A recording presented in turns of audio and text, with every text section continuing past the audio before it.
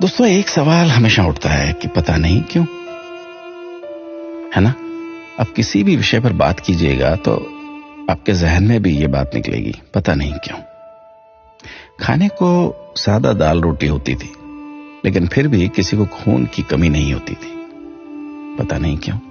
School में अध्यापक खूब कान खींचते थे, डंडों से पिटाई होती थी, लेकिन कोई बच्चा स्कूल में डिप्रेशन के कारण आत्महत्या नहीं करता था, पता नहीं क्यों।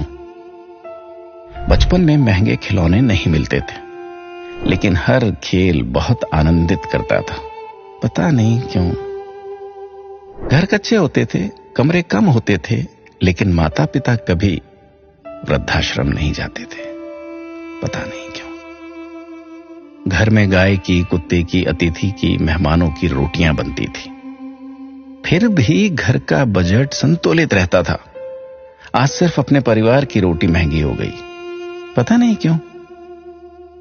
महिलाओं के लिए कोई जिम या कसरत के लिए विशेष साधन नहीं थे, फिर भी महिलाएं पूर्ण रूप से, संपूर्ण रूप से स्वस्थ रहती थी, पता नहीं क्यों।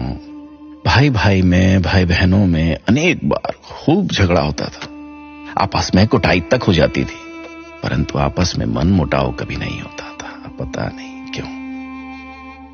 परिवार बहुत बड़े होते थे, पड़ोसियों के बच्चे भी दिन भर खेलते थे, फिर भी घरों में ही शादियां होती थी, पता नहीं क्यों।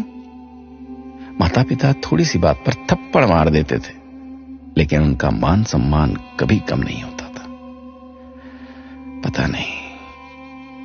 ऐसे अनेक क्यों के सवाल दिल में उठ रहे हैं। आप सभी तक इस क्यों को पहुंचाने की कोशिश कीजिए। शायद फिर से पहले जैसा सौहार्दपूर्ण वातावरण, आपसी प्रेम, एकता का माहौल बने।